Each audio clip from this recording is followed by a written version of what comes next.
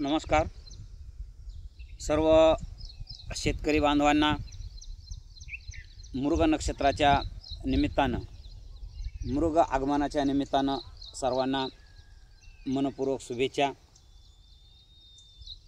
आपला भारत देश हा कृषीप्रधान देश, शेतीप्रधान देश, शेतीवर अर्थजगत अवलंबून असलेला, शेतीवर उद्योग जगत अवलंबून असलेला देश आहे। आपला भारत हा हवामानाचे जे काही मौसमी पट्टे आहेत, तर आपण जिथं मौसमी हवामान आहे, मौसमी हवामान म्हणजे ज्या देशामध्ये वर्षभराच्या ऋतुमानाचे 3 ऋतू पडतात, उन्हाळा, पावसाळा आणि हिवाळा, तर या पट्ट्यामध्ये आपला भारत देश मोडतो। शेतीमध्ये बारमाही कामं असतात। मृग नक्षत्रामध्ये कामाची खूप धावपळ असते। मी आजच्या व्हिडिओच्या माध्यमातून आपल्या समोर पावसाळी नक्षत्र कोणती आहेत, पावसाळी नक्षत्राचे वाहन कोणतं असतं आणि त्या वाहनाचा अर्थ, त्या मानानं जुने जे काही ठोकळ ताळे आहेत त्याविषयी मी तुमच्यासोबत बोलणार आहे। वेगवेगळ्या दिनविशेषांच्या माध्यमातून, ऐतिहासिक घटनांच्या माध्यमातून मी तुमच्यासमोर दररोज येण्याचा प्रयत्न करत आहे। कृपया माझ्या व्हिडिओला लाईक करा, सबस्क्राईब करा, ही माझी तुम्हाला विनंती आहे। चंद्र हा आपल्या पृथ्वीच्या कक्षेमध्ये फिरतो आणि पृथ्वी ही सूर्याच्या कक्षेमध्ये फिरत असते। पृथ्वीच्या पोटामध्ये काही काल्पनिक रेषा आहेत, जसं की विषुववृत्त आहे, कर्कवृत्त आहे, मकरवृत्त आहे। तसंच चंद्र ज्या कक्षेमध्ये फिरतो त्या रेषेला सुद्धा क्रांतिवृत्त असं म्हटलं जातं। आणि मग चंद्राच्या गतीप्रमाणे एक विशिष्ट तारकासमूह आपल्या तो पृथ्वीच्या कक्षेत, त्या चंद्राच्या कक्षेमध्ये येतो, त्याला नक्षत्र असं म्हणतात। आणि मग वर्षभराची एकूण जी विभाजनी आहे ही 27 नक्षत्रामध्ये केलेली आहे। आणि राशींचा जर विचार केला तर 12 राशीमध्ये त्याचं विभाजन आहे। नक्षत्र या शब्दाचा जो अर्थ आहे तो अर्थ होतो की गोड आहे किंवा देखणे पण आहे। तर तो एक तारकांचा पुंज असतो। त्या तारका एक स्वामित्वाने त्या रेषेमध्ये आलेल्या असतात आणि म्हणून त्याची त्या पद्धतीने वेगळी ओळख असते। एक लोककथा इतिहासामध्ये अशी सांगितली जाते की एकदा असंच बिरबलाचा दरबार भरलेला असतो आणि बिरबल विचारतो प्रश्न, अकबर तिथं त्या बिरबलाला एक प्रश्न विचारतो दरबारामध्ये की 27 मधून 9 गेले तर खाली किती राहिले। मग प्रत्येकजण वेगळं उत्तर देतो, सगळेजण उत्तर देतात 27 मधून 9 गेले, तर ते आपापल्या पद्धतीने वजाबाकी करून, त्याच्यात काय म्हणजे चुकण्यासारखं काहीच नाही, उत्तर देऊन सगळेजण मोकळे होतात। 27 मधून 9 गेले की 18च राहिले, हे कोणत्याही काळामध्ये सत्य आहे। 27 मधून 9 गेल्यानंतर 18च राहणार आहेत। पण बिरबल हा त्या काळामध्ये एक वेगळी उत्तरं देण्यासाठी प्रसिद्ध आहे। आपण त्याच्या बऱ्याचशा बोधकथा इतिहासामध्ये, पुस्तकामधून लहान मुलांसाठी वगैरे वाचलेल्या आहेत। ही पण तशीच एक कथा आहे। आणि मग तो अकबर नेहमीप्रमाणे आपला त्या बिरबलाकडे वळतो आणि बिरबल म्हणतो की 27 मधून 9 गेले तर खाली 0 राहिलं। आणि मग ते सगळे आश्चर्यचकित होतो दरबार। ते म्हणजे आज तर काय बिरबल फसला गाड्या, म्हणजे आज तर उत्तर चुकलं, 27 मधून 9 गेल्यानंतर कुठं 18 राहत असतात का, म्हणजे आज बिरबल फसला म्हणले। पण ते अकबराला माहीत होतं ना की हा नेहमी वेगळं उत्तर देतो, म्हणजे याच्या पाठीमागं काहीतरी आहे। आणि मग ते बिरबलाला विचारतात कसं काय, म्हणे 27 मधून 9 गेल्यानंतर 0 कसं काय। मग बिरबल सांगतो की 27 नक्षत्र आहेत म्हणे आपल्याकडं, 27 मधले 9 नक्षत्र हे पावसाचे आहेत। आणि मग त्या 27 मधले जर 9 नक्षत्र गेले, म्हणजे पावसाचे 9 नक्षत्र जर कोरडे गेले तर ही सगळी व्यवस्था ठप्प होऊन जाते। मग आपल्या हाती काय पडणार, म्हणून आपल्या हातात काही राहत नाही। जर पावसाचे नक्षत्र जर कोसळले नाही, पडले नाही, तर शेती होणार नाही। शेती होणार नाही म्हणजे पर्यायानं आपल्या राज्यामध्ये आबादी राहणार नाही, सगळी बरबादी असेल, म्हणजे आपली माती त्या ठिकाणी होणार। आणि म्हणून तो म्हणतो की ते शून्य उत्तर दिलं आहे. आणि मग त्या दरबाराला बिरबलाच्या बुद्धिमत्तेचं किंवा त्याच्या चातुर्याचं नेहमीप्रमाणे कौतुक वाटतं. तर ही जी 27 मधली जी महत्त्वाची म्हणजे 9 नक्षत्र आहेत पावसाची, त्यांची आपण या ठिकाणी माहिती घेणार आहोत. आता 27 नक्षत्रातलं जे पावसाचं नक्षत्राच्या प्रारंभीचं जे नक्षत्र आहे ते आहे रोहिणी नक्षत्र. रोहिणी नक्षत्र हे पावसाचं नक्षत्र नाही, परंतु हे साधारणपणे 24 मेच्या आसपास हे नक्षत्र सुरू होतं. तर बारीक बारीक लालसर वेलवेटसारखे छोटे छोटे किडे तुम्हाला पावसाळ्यामध्ये त्या ठिकाणी बघायला मिळतात. अवकाळी पाऊस पडल्यानंतर या किड्यांचा जन्म होतो. रोहिणीचा जर पाऊस पडला तर शेतीची मशागत करायला सुरुवात होते, कारण आपल्याला गुढीपाडव्याच्या दिवशी किंवा गुढीपाडव्याच्या नंतर आणि अक्षय तृतीयेच्या मध्ये ह्या काळामध्ये लोकांनी पूर्वीचे पिकं सगळे घरात येऊन पडलेले असतात आणि आपण शेतीची नांगरणी केलेली असते. नांगरणीचे जे काही मोठे मोठे ढेकूळ असतात, तर हे ढेकूळ ह्याचा पाऊस पडल्यानंतर, रोहिणीचा म्हणजे अवकाळी पाऊस पडल्यानंतर ते ढेकळ बऱ्यापैकी मऊ झाले असतात. पूर्वी जमिनीमध्ये रासायनिक खतांचा वापर नसायचा, शेतखताचा वापर भरपूर असायचा, नैसर्गिक खतांचा, पालापाचोळ्याचा. त्यामुळं ढेकळंसुद्धा मऊ असायची, ती पहिल्या पावसामध्ये विरघळायची. अलीकडच्या काळामध्ये केमिकलचा वापर, रासायनिक खतांचा वापर खूप वाढलेला असल्यामुळं, खतामुळं आणि त्या रासायनिक फवारणी औषधं अतिरेकी वापर असल्यामुळं ते ढेकळ असे आता कडक बनतात, अगदी म्हणजे दगडासारखा तो ढेकूळ झालेला आहे. असो, तो बोलण्याचा विषय नाही. रोहिण्यामध्ये फार कमी प्रमाणात पाऊस पडतो. फक्त हेच वर्ष असे, मी चांगल्या अशा गावातल्या म्हाताऱ्या म्हणजे अगदी वयोवृद्ध माणसाला सुद्धा विचारलं, पेपरला पण बातमी आली की गेल्या 60-70 वर्षामध्ये रोहिण्या इतक्या कधीच बरसल्या नव्हत्या. यावर्षी जो काय आता मेमध्ये पाऊस झाला आहे, हा रोहिण्यांचा पाऊस होता. आणि महाराष्ट्रामध्ये म्हणजे अगदी सोलापूर जिल्ह्यात, सांगली जिल्ह्यामध्ये जो काही नेहमी दुष्काळी भाग असायचा, म्हणजे मान तिकडच्या परिसरामध्ये जर आपण पाहिलं, मान खटाव वगैरे त्या भागात, तर तिकडंसुद्धा त्या दुष्काळी भागातल्या कधीतरी वाहणाऱ्या नद्या अक्षरशः मेमध्ये दुथडी भरून वाहून गेलेल्या आहेत. आणि आज रोजी म्हणजे आज मृगाचं आगमन होत आहे. जसं मकर संक्रांती ही नेहमी 14 तारखेलाच येते, परंतु एका दिवसाचा जो अंशामध्ये मोजण्याचा फरक पडतो, म्हणून एक दिवस जिथं कमी पडतो तो त्याच्यात ते अधिकचा महिना वगैरे येतो, म्हणून कधी कधी मकर संक्रांती ही 15 जानेवारीला येते, थोडाफार मागं पुढं होते. तसंच हा मृग नक्षत्राचा जो प्रवेश असतो हा 7 जूनलाच असतो. कधी कधी तो फार क्वचित प्रसंगी 8 जूनला येतो. तर यावर्षी म्हणजे 2025 साली मृग नक्षत्र हे 8 जून या दिवशी येत आहे. परंतु मी परंपरेनं 7 जून या दिवशी इकडं मुद्दाम शेतामध्ये आलो. तर हे मृग नक्षत्र जे आहे, तर कुठलंही जे नक्षत्र असतं, मृग नक्षत्र शेतीसाठी अतिशय महत्त्वाचं मानलं जातं. कारण या नक्षत्रामध्ये जर पेरणी झाली तर पुढं वर्षभर पीक पाणी खूप चांगलं येतं. आणि जे काही अवकाळी वगैरे पाऊस येतात, जास्तीचे पाऊस येतात, त्यापासूनसुद्धा पीक स्वतःला वाचवितं. तर अशा प्रकारे हे मृगाचं खूप महत्त्व आहे. परंतु अलीकडच्या काळामध्ये हवामानाचे बरेचसे निकष बदललेले आहेत. पाऊससुद्धा बराचसा मागं पुढं होतो. तर मृग नक्षत्राच्या आगमनाची चाहूल आपल्याला घरामध्ये सुद्धा भेटते. ग्रामीण भागामध्ये एक थोडासा करड्या रंगाचा, थोडासा काळपट रंगाचा आणि लांबलचक मिशा असलेला झुरळ वर्गासारखा एक कीटक आपल्याला दिसतो घरामध्ये आलेला. ग्रामीण भागामध्ये हा कीटक सर्वत्र आढळतो. खरंच निसर्गाची ती एक लीला आहे, निसर्गाची ती एक कमाल आहे. रोहिणी नक्षत्रामध्ये असे लाल लाल गुलाबी रंगाचे बारीक बारीक ठिपके असलेले रोहिणी किडे कुठून येतात देव जाणं, पण ते येतात निसर्गामध्ये. आणि तसंच मृग नक्षत्रामध्ये सुद्धा हा करड्या रंगाचा बारीकसा किडा येतो. आमच्या मायमावल्या त्याच्यावर पाणी टाकतात, त्याला हळद कुंकू टाकतात आणि बाबा मिरगाचा पाऊस खूप येऊ दे, अशा प्रकारचं आवाहन किंवा असं प्रकारची त्याच्याकडं प्रार्थना त्याच्याकडं करतात. त्या किड्याला कोणीही मारत नाही किंवा हाकलूनसुद्धा लावत नाही, तो येतो तसंच निघून जातो.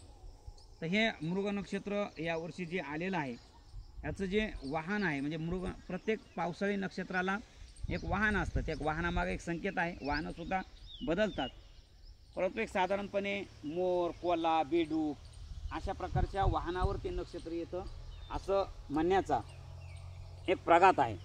तर ज्या नक्षत्राचं वाहन मोर असेल तर बेडूक असेल तर त्यावेळेला जास्त पाऊस पडतो. ज्यावेळेला एखाद्या नक्षत्राचं वाहन कोल्हा असेल, गाढव असेल, तर अशा वेळेला मात्र पाऊस हा कमी प्रमाणामध्ये येतो किंवा कमी पडण्याची शक्यता असते.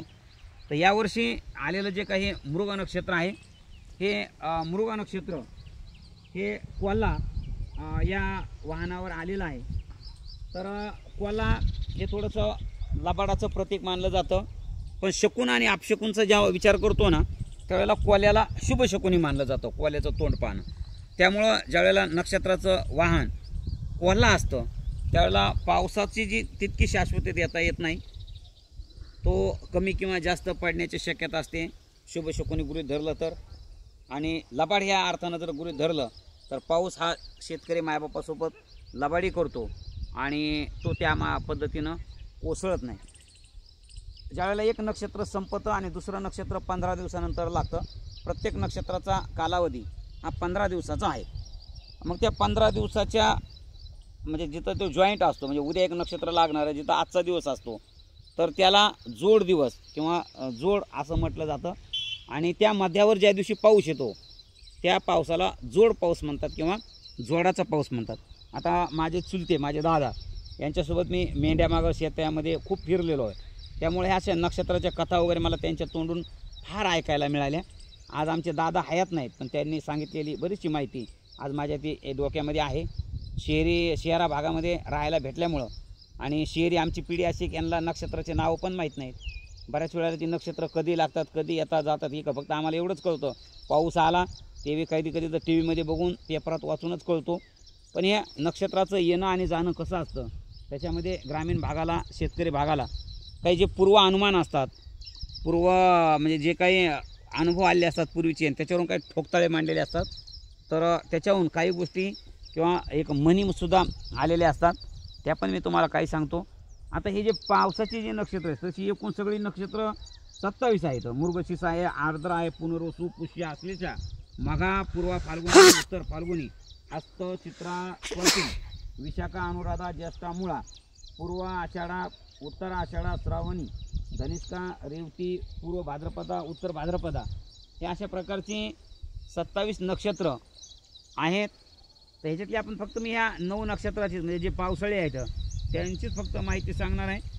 मृग नक्षत्रानंतर आर्द्रा नक्षत्र सुरू होतात. आर्द्रा हा साधारणपणे म्हणजे जूनच्या शेवटी येतात, जुलैच्या, आणि ह्यावेळेला थोडेसे आर्द्रामध्ये मोठाले पाऊस पडतात. त्यानंतर मग पुनर्वसू आणि पुष्य हे 2 नक्षत्र होतात. ह्याला ग्रामीण भागामध्ये पूस असं किंवा पूक असं म्हटलं जातं.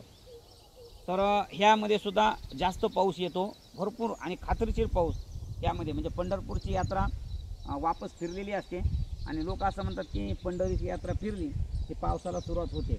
तर त्याचं कारण हेच आहे की त्यावेळेला हा म्हणजे थोरला पूक आणि धाकला पूक म्हणजे पुनर्वसू आणि पुष्य हे 2 त्यावेळेचे नक्षत्र हे सुरू झाले असतात आणि बऱ्यापैकी चांगला पाऊस. आणि कवीनं सुद्धा याचं खूप वर्णन केलं आहे. ह्याला आषाढाच्या धारा किंवा श्रावण धारा म्हणतात, कारण हे जे दोन्ही नक्षत्र आहेत हे साधारणपणे आषाढ आणि श्रावणामध्ये येतात. भरपूर पाऊस असतो, जोरदार सुद्धा पाऊस असतो. आश्लेषाला आषाढा असं सुद्धा म्हणतात. आश्लेषामध्ये सुद्धा भरपूर अशा प्रकारचा पाऊस पडतो.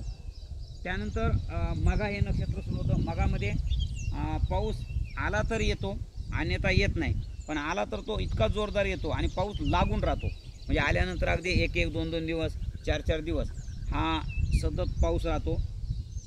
ग्रामीण भागामध्ये मघाच्या पावसाला सासूबाईचा पाऊस असं सुद्धा म्हटलं जातं, कारण त्याच्यानंतरचं येणारं जे नक्षत्र आहे ते सुनबाईच्या पावसाचं आहे. तर ते नक्षत्र आहे पूर्वा फाल्गुनी म्हणून. त्यानंतर हस्त, चित्रा आणि स्वाती अशा प्रकारे तुटक पावसाची 3 नक्षत्र त्या ठिकाणी उरतात. हस्तामध्ये साधारण ऑक्टोबर महिना आलेला असतो किंवा हस्ता हा पावसाचा शेवटचाच महिना असतो. तर त्यावेळेला ढगं जोरजोरात गडगडाट करून कोसळतात. तो ज्वारीच्या पिकासाठी चांगला पाऊस असतो. त्यानंतर शेवटचं जे नक्षत्र आहे ते म्हणजे स्वाती.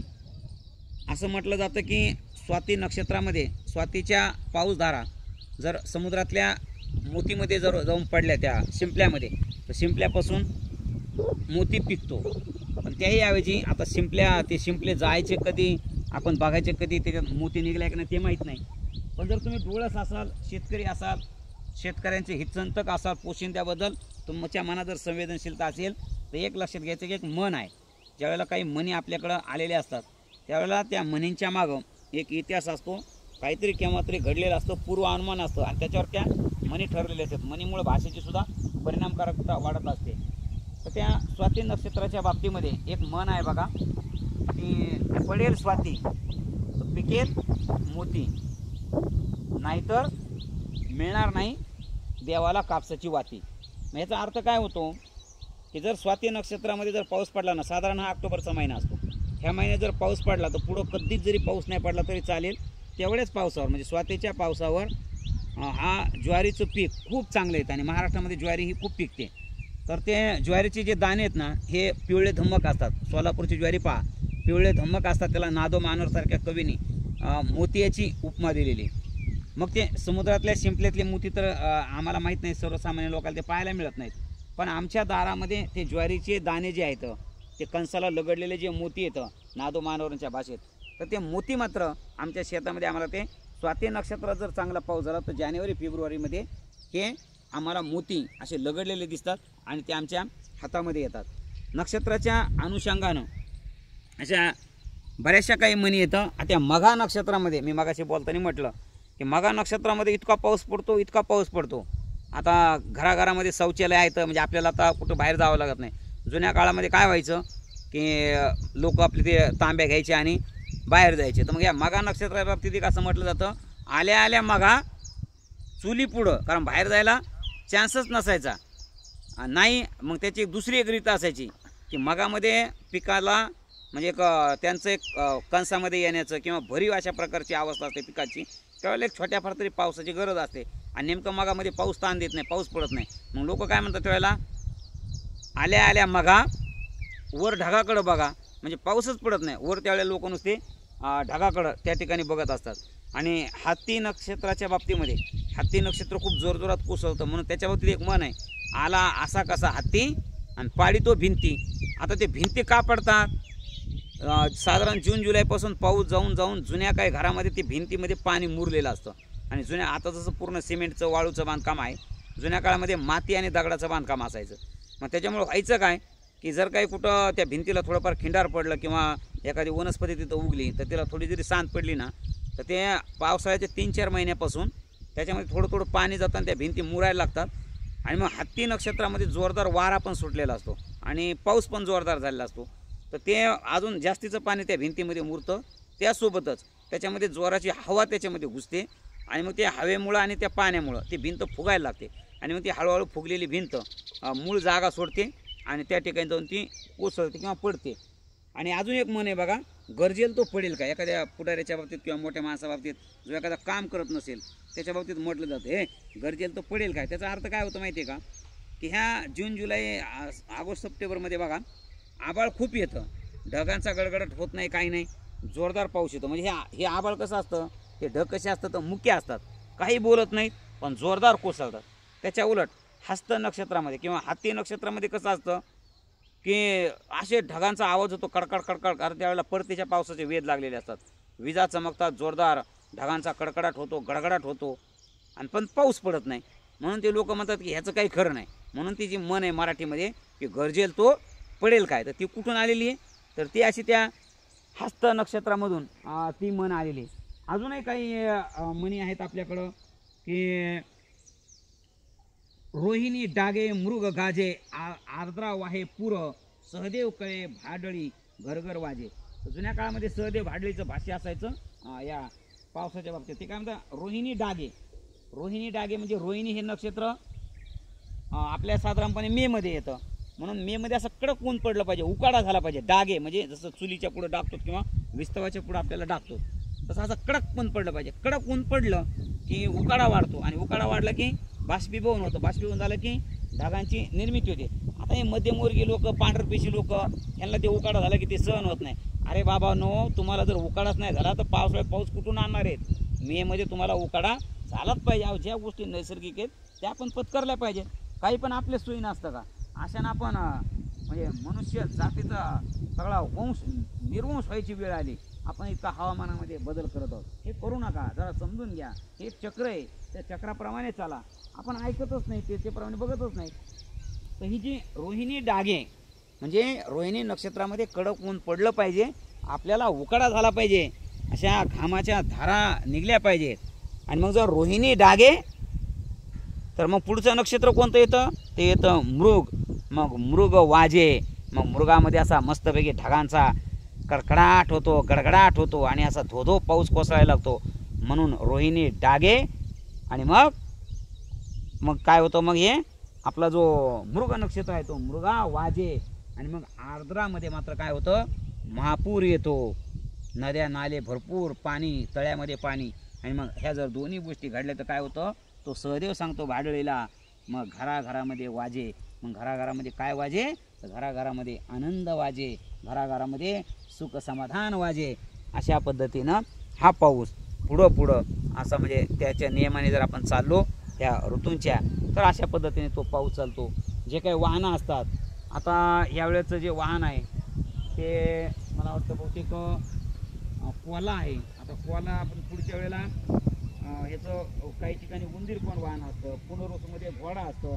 तर ते घोडा वाहन असलं की त्यावेळेला असं समजायचं की आला तर आला पाऊस भरपूर येईल, नाही तर नुसता घोड्यासारखंच कुणीकडे तरी उधळत जाईल. म्हणजे यांचे जे नक्षत्रांचे जे हे ठरवलेत ना वाहन वगैरे, तर त्या वाहनांचे म्हणजे त्या प्राण्यांचा जो स्वभाव आहे त्या स्वभावाप्रमाणे हे नक्षत्र बदलत जातं. आणि त्या पद्धतीनं ह्या गोष्टी आपल्या शेतामध्ये होताना आपल्याला दिसून येतात.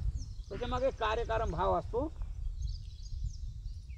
बेडूक म्हैस असल्यानंतर सुद्धा पाऊस भरपूर पडतो, कारण म्हशीच्या जातीला पाणी भरपूर लागतं. म्हैस पाण्यामध्ये बसून असते. तर हे अशा पद्धतीनं मृगाची लावणी जर झाली तर हस्तामधली सुद्धा उगवणी चांगली होते, म्हणजे पीक पाणी भरपूर येतं. तर अशा पद्धतीनं हे आहे. पडेल स्वाती तर आपण पिकतील मोती, हे सुद्धा बघितलेलं आहे. तर हे असं 27 मधल्या 7 नक्षत्रांचं महत्त्व आहे. हे सगळे असे रोजचे मस्त छान छान व्हिडिओ करायला आम्हाला पण आनंद वाटतो. माझे दुर्ग भटकंतीचे आणि दररोज माझ्यासोबत असलेले मित्र कल्याण घोलप सर मला नेहमी हे कॅमेरा पकडायला, हा व्हिडिओ शूट करायला मदत करतात. म्हणून ह्या मृग नक्षत्रामध्ये जसे आज पहिली पाऊसधारा येणार आहे, शाकुंतलनं जसं मेघदूताच्या मार्फत म्हणजे एक प्रेमकाव्य, एक मोठा प्रेमग्रंथ तो त्या ठिकाणी लिहिलेला आहे. आणि खरंच ह्या आजच्या पहिल्या धारेची धरतीला सुद्धा आस असते. पहिल्या धाऱ्याचा पाऊस येतो आणि ही सगळी धरती आज समंत एक वेगळ्या सुगंधाने न्हावून निघतो. ही हिरवीगार अशा प्रकारची धरती बनते. पहिल्या पावसाची सगळ्याला प्रतीक्षा असते. आता पाऊस नेमकाच एक 8-10 दिवसापूर्वीच सगळीकडे होऊन गेलेला आहे. शेतीमध्ये भरपूर कामं चालू आहेत. सगळं मनुष्यबळ आता शेतीमध्ये गुंतलेलं आहे. या तरीसुद्धा मृग नक्षत्राच्या पहिल्या पावसाची आम्हाला वाट आहे. म्हणजे खरा हा आजचा पाऊस आहे. आज जर पाऊस आला तर चांगली गोष्ट आहे. तो पाऊस आज आला पाहिजे. या पहिल्या पावसाच्या प्रतीक्षेत तुम्हा सर्वांना आणि खास करून माझ्या शेतकरी बांधवांना या मृग नक्षत्राच्या हार्दिक हार्दिक शुभेच्छा. धन्यवाद. खूप खूप पावसाची अपेक्षा करूया आणि हे चक्र समजून घेऊया. धन्यवाद. जय शेतकरी.